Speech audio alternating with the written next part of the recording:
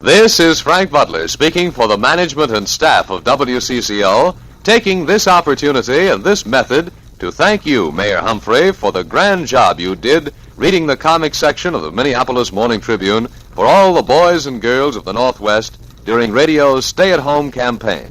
Now, listen.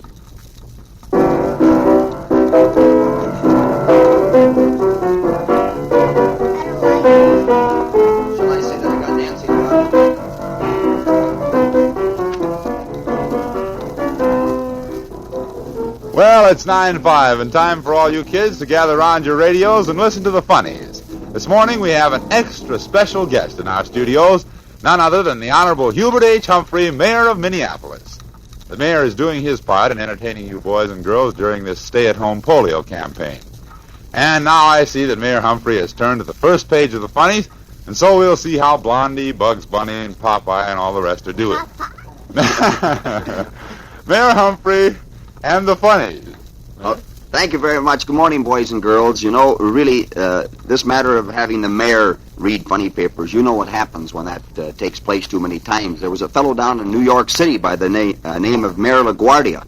They called him the Little Flower. And one day, you know, he read the funny papers, and after that, they never elected him mayor again. In fact, they sent him over to Europe. Now, I don't want to take any long trips, so I suppose I better be just a little more careful this morning than usual how I read these funnies. Now, I got Skipper here with me and Nancy, so that when I get home, I'm not going to have to read these funnies again. They wanted to see what it was all about, and we start right off with Blondie. And you know what? It looks like Blondie and Dagwood are going to go out on a fishing party. Toby, you got any fishing music over there? Yeah, a little bit by the sea. Yeah, that's good. That's fine. Oh, listen to that. Now, just take a look at that. There's Dagwood, kids, and there's Dagwood right alongside the lake shore there, and he says, I don't know why it is I can't catch a fish. Doesn't he look? Oh, he just looks all down in the dumps, you know, and he just doesn't catch any fish. And over there's Cookie coming up with a whole string of fish, and Cookie's all dressed up there. She's looking wonderful. And there's Alexander. Alexander says, hey, Pop, look, Pop. And then Cookie says, look what I got, Daddy. And she's holding up the fish. And there's Blondie. She says, look, Dagwood. But old Dagwood, he just hasn't got any fish. He just can't catch them. And then we move along to the next one here, and there's Dagwood. He's moving down the lake shore a little bit, and he's got his fish pole and a can of worms there, and look at that funny hat on there, just like he's hunting lions. You see that, Skip? And he says... I have one of them, too. Oh, do you have... Sure, you have a hat like that. And then Dagwood says, they pull out fish as fast as they throw in their hooks. I guess I'll go further upstream. And there he is over here, way up the river, up alongside the riverbank here, and he's looking down into the water looking for fish. He says, I've used everything, including chocolate eclairs, for bait. He's just used everything, but he can't catch anything. So there he goes, climbing up a tree right in the middle of the river. I don't know how he got out there without getting his feet wet, but there he's up a tree, hanging off a branch, and he's got a spear in his hand. He says, I'll try spearing them like the old Indians did. And by golly, he can't get a fish, and so he comes back on the bank, and he's taking off his pants, and he's taking off his hat and his shoes, and his fish pole's on the ground, and the fish are jumping out of the water out there, you know, and he's just getting madder and madder. He says there's just one way left, jumping in and catching them with my bare hands, because, boy, that Dagwood, he's really angry because Cookie and Blondie and Alexander are catching all the fish, and he says, I can't get any, can he? No, he can't catch any at all, Skipper. He says, I guess I just must be repulsive to fish. And the fish just don't like him, you see, and he's sitting in there in the middle of the river, and oh, he's madder than a wet hen. And he says, we're going home now, dear, Blondie says. She's calling Dagwood from the bank, and we caught all we can carry. And look at the fish they got, Skipper and Nancy. Look at all those fish. Why, they've got dozens and dozens of fish, and old Dagwood hasn't even caught a one, and here they are just getting ready to go home, and there comes the chief of police. It looks just like Gene Bernath or McLean, one of those good Minneapolis policemen there, you know, and here he comes along, and he says, fishing on private property, huh? Without a license, huh? Is that a policeman? Oh, that's a policeman, you betcha. Without and a license. a long nose. Oh, he got a long nose, yeah. I wonder who that's a funny-looking guy, all right. He says, well, come along with me, the old policeman says. Look at that big badge he's got on there. Oh, he's mad, oh, boy. So the policeman takes him down to the county judge. Oh, right down there. See, here they're coming into the county judge, and these judges, when they find people that are catching too many fish, they really don't like it, and they may be going to fine him or send him to jail. You're not under arrest, he says to, the old policeman says to Dagwood, you didn't catch any fish. And Dagwood says, really? And there he's sitting outside the county judge, and he's just laughing. He said, ha, ha, ha, the The laugh's on them. After all, I'm the lucky one in the end. And that old Dagwood didn't catch any fish. See, there he is. And then Blondie comes out and says, "We were fined $5 apiece. Give me $15, dear." And old Dagwood just falls over kaplop on the ground. He didn't catch any fish, and now he's got to pay a $15 fine. So you can just see that Dagwood just gets in trouble one time right after another. That's right, a little more of that fishing music. Dagwood's a bad fisherman. Now, this one, here's a really good one today, though. This Bugs Bunny. You know, this Bugs Bunny he's a homeliest-looking rabbit I ever hope to see. Look at those teeth he's got down there. Big buck teeth hanging out in front there. But Bugs likes to go on out and take a lot of exercise, so he's out alongside of Lake Calhoun, it looks like here. Or maybe it's just out in the country. He's got a horse, and he's going to go for a ride. This is the Winnie and Cantor stables, and look at that horse. That's the sickest-looking horse. Well, that old horse doesn't look like it can even walk. His eyes aren't even open. Just looks like he's been out all Saturday night or sometime. He says, "Since I sold my plane," this is Bugs Bunny, you know. He's talking out loud to himself. He says, "Since I sold my plane, baby, you're going to be my mode of transportation again." This Bugs is a tough rabbit. And then just as he's getting on the horse, why, "Well, what are you waiting for, you old hay burner? Get going, stupid." Bugs is talking to the horse, and the horse just looks back sort of sick-like, you know, he don't even want to go anyplace. All he wants to do is lie down and go to sleep. And here comes an old cowboy. Look at him, with a great big hat and red shirt on and blue pants and high boots. He says, "You ain't been riding your horse for a long time, have you, dude?" And Bugs says, "No, I ain't a creeper along, and he don't want to budge. What's ailing the critter?" And then the old cowboy says, "Why, he's plumb forgot how to tote a rider. You've got to refresh his memory. He's got to watch another horse being rid." And Bugs is standing right up on the horse, and the horse's back is bending down there looking like he's going to fall dead on the ground. And Bugs says, "Well, haul out another nag, and let's let him watch how it's done." And then the cowboy says, "They're all out being rid, all these nags of ours, and you'll have to wait till one comes in before we can give him the idea." But Bugs, he's a smart rabbit. He doesn't wait for the horses to come back. He says, "I ain't got all day. I'll give him an idea a lot quicker and a lot better. I'll be right back." So Bugs Bunny, he gets off his horse and he runs downtown, lickety-split. Looks like he's going downtown to one of these toy stores, maybe up at one of these fine stores we have down here in Minneapolis. And here he buys a wooden horse that's got a spring in it, and a little fellow's riding it, and he comes running back. He says, "A little teen horse and rider what moves. Pretty good for a dude, but..." And then the old horse looks at this horse, this toy horse, jumping on the ground, and he says, "He's learned again from this little horse. It's all come back to him how to carry a rider in fine style. I'm off for a smooth ride," says Bugs Bunny. And old Bugs gets on the old horse, and the horse is charging down the track just like he's got firecrackers under his feet. Just to going. All right, little horsey music there. That's fine. Well, you're doing wonderfully on the sound effects, and the mayor is certainly doing himself proud on reading the funnies to his two children. But now Toby Print is going to come through with some music he thinks that you kiddies will enjoy this morning. Toby's been sitting here just waiting to sing "Doing What Comes Naturally." Yeah. Toby. Sounds like it might be what Bugs Bunny did, doesn't That's it? Folks are down where I come from, ain't had any learning.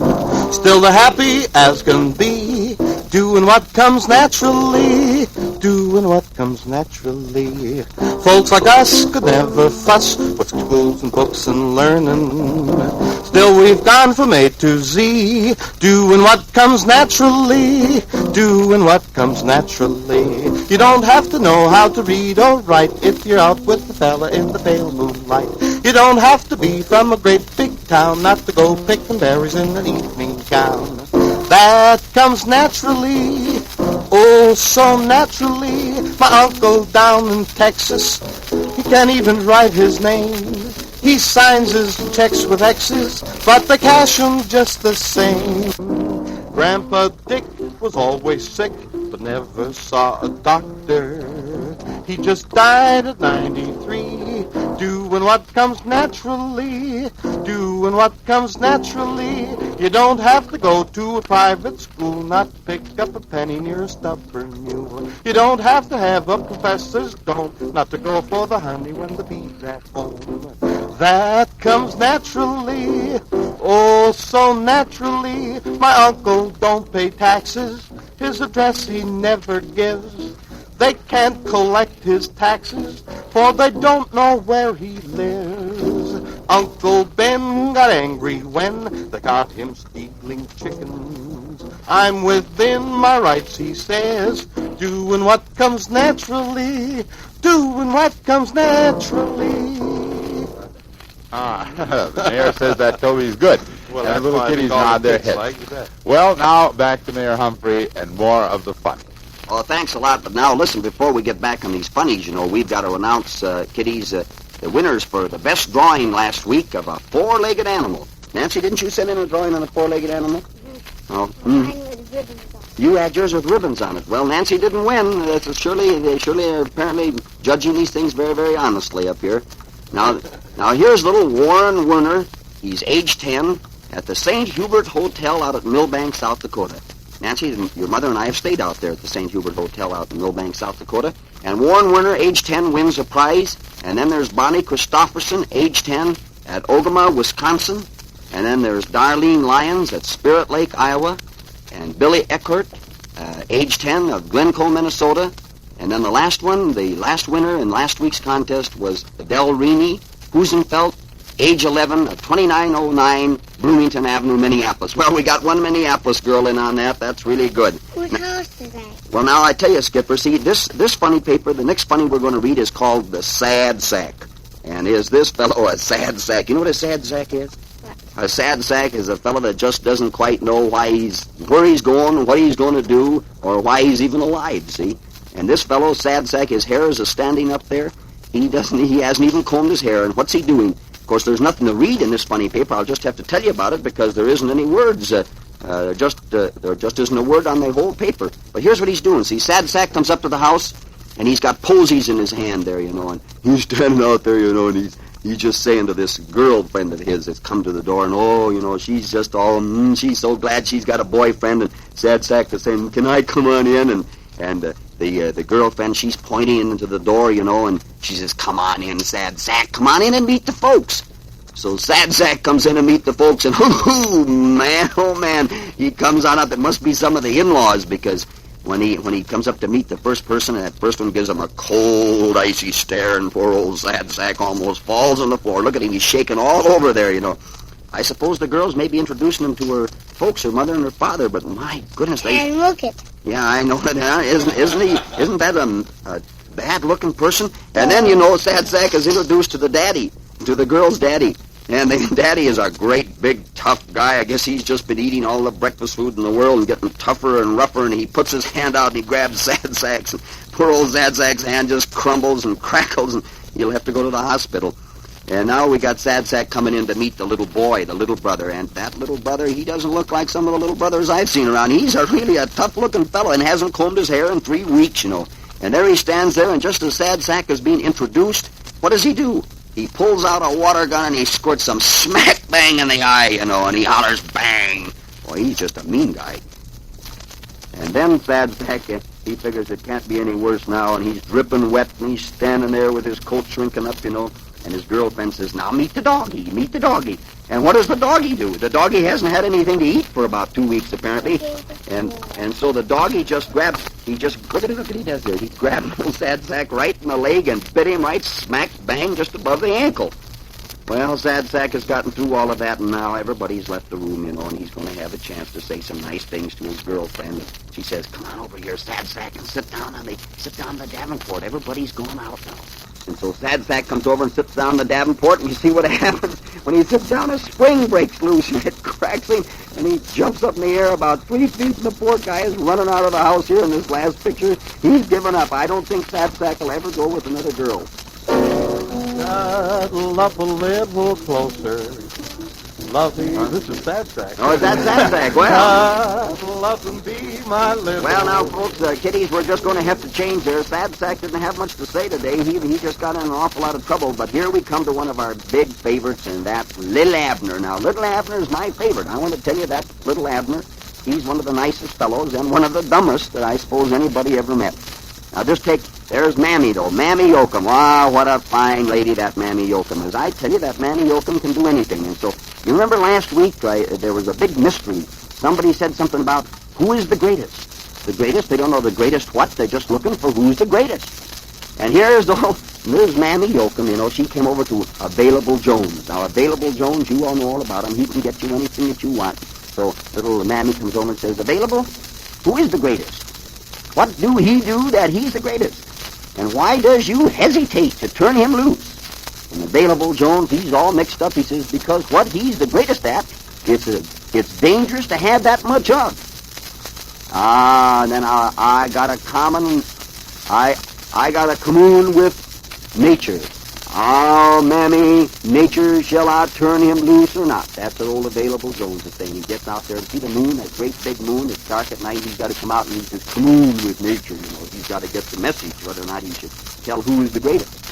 And there was thunder and a lightning, and a stern voice seemed to say, don't do it, Available, don't do it. So I'll do it, says Available. That's the funny thing. I'll do anything for a price, says Available. That's my motto, folks, anything for a price. And there comes the Abner back to see Available Jones. There's signs on the wall up there that says babies minded, dry babies 5 cents, and wet babies 15 cents. And then there's little Abner standing there, and he's got a green tie on this morning. And he says, little Available Jones to him says, young Yoakum, I want you to go east, Misery, and bring back the greatest. Bring back the greatest. But what is he the greatest at, says little Abner. Of course, little Abner, he'll do anything, you know. And Available says, dope, I'll pretend I didn't hear that, you young fool. Just ask anyone in the East, Misery, who the greatest is. And they all knows, poor souls, says Available Jones, and if you get the idea you're greater than he is, don't challenge him. Take my word for it. He's the greatest, says Available Jones. So little Abner says, okay, he's the greatest. Yes, sir, he's the greatest. The way he starts walking down the road with those great big shoes of his on, there he is in the East, Misery. And he says, here's little Abner sitting on a park bench. My goodness, everybody seems to be resting in this town. And he says, I got to ask somebody who's the greatest.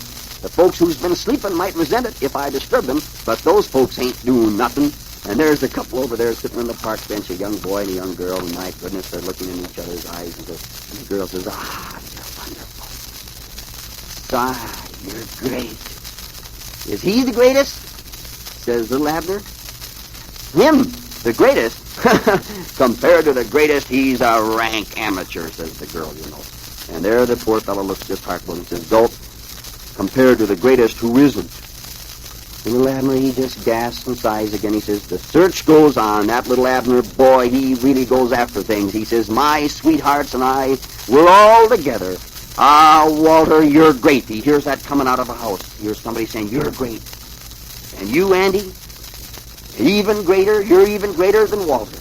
But you, Harvey, you're the greatest. And boy, that's what little Abner heard. And bang, he charges in the door and he says, the greatest.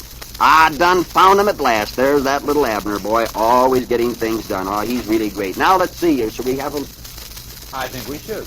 Okay. Let's have her. Mayor Humphrey, we're going to have a song by Toby Prince, the original sad sack song. Toby, take over with Put Your Arms Around Me. Cuddle up a little closer, lovey, lovey mine. Cuddle up and be my little clinging vine. Like to feel your cheeks so rosy, like to make you comfy, cozy, 'cause I love from head to toesy. Lovely mine, oh, put your arms around me, I'll get to it, mine. Cuddle up and all the time. Oh, oh, where'd you get those eyes? Eyes that I just idolize. When you look at me, my heart begins to float. Then it starts rocking like a motorboat. Oh, oh, I never knew any girl like you. Very well done, Mr. Prince, sir. And the mayor has now Popeye in front of him, so let's go, Mayor. Oh, sure. Say, Toby, that was very, very good. Of course, little Abner would love to have heard that song when he was out there in the park bench. Popeye's been on a vacation or something. I don't know. He apparently took 2 or 3 weeks off, and he's gone away and right at home there, sitting on a little stool. Get your papers now. Look on that very first picture. There's, I think that's Sweet Pea. And Sweet Pea is looking at a letter from Popeye, and he says, Popeye writes upside down. You know how Sweet Pea talks just like Popeye does. And Popeye, the sailor man. And then you get over here, and there you see Sweet Pea sitting down in front there of somebody in the house. I guess that looks like it must be his auntie. And he says, "Try turning the letter around, Sweet Pea," says Addie. "For what?" says Sweet Pea. "Well, blow me down." And old Sweet Pea turns the letter around, and it says, what does it say on that letter? It says, "Dear Sweet Pea, how are you? I am having a swell time. Wish you was here. Popeye." And Sweet Pea, oh, he just loves to hear, from Popeye. He loves him very much. And he says, "You answer it." This is what I guess that's the maid it must be, or is that an auntie? Is that Aunt Joan? Aunt Jones, oh, yes, I see she got her hair done up differently today. That's why I didn't recognize her.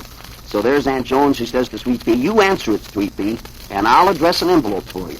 "Okay," says Sweet Pea, He got the bottle of ink out now, and he's right down there on the floor, and he's just getting rip snorting, raring mad. He says, "Heck, I never could use a pen with a fine point.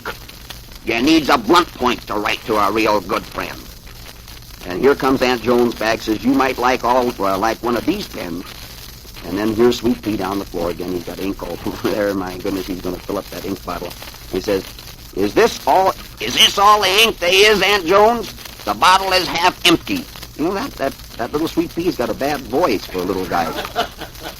Now, Uncle Ray, I'm sure, could do this voice much better here, and here's Sweet Pea. He's gotten a hold of some boxes now, and he's going out to mail the letter, and he says, "Popeye is on a vacation, and he will want to know what's going on here." Now we're way down in the deep South Sea Islands, and here's Popeye. That's that quick, fast mail service boy right by airplanes over the Northwest Airlines or Mid-Continent. I guess they took it right on out there to the Orient. And here's Popeye, and he's walking down. It says, "Post Office, 1 block." And here's Popeye say, "A letter for me. I hope there's nothing wrong."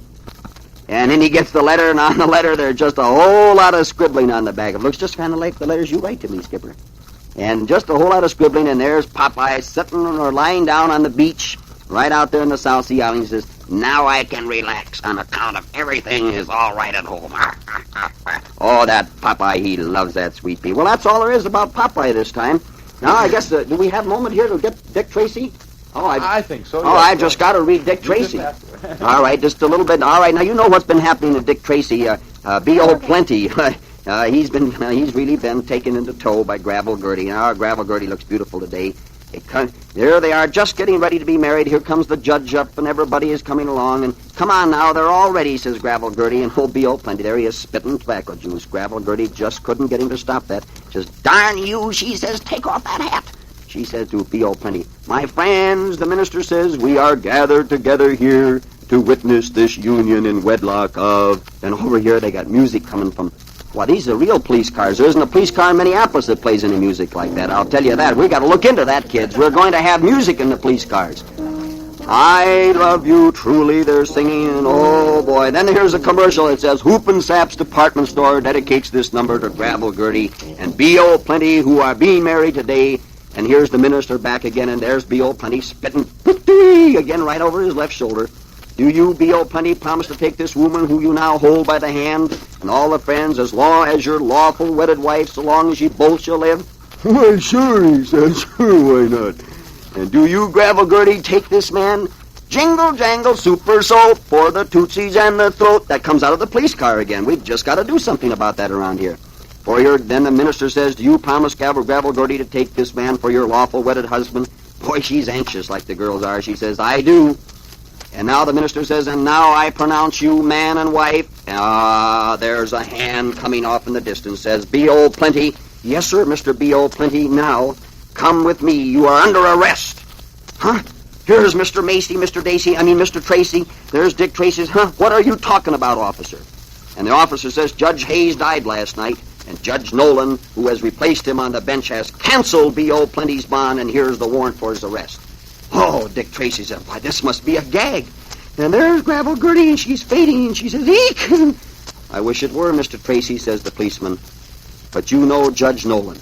And there's the picture of Judge Nolan back in the chambers of the courthouse, and he says, "I never did like the way that Judge Hayes admitted B.O. Plenty to bond. That man's a menace, a dangerous character." And here's the man that helps the judge says, "Have another bismuth, Judge." Everybody has indigestion, children, in this picture of Dick Tracy. But B.O. Plenty's in trouble again.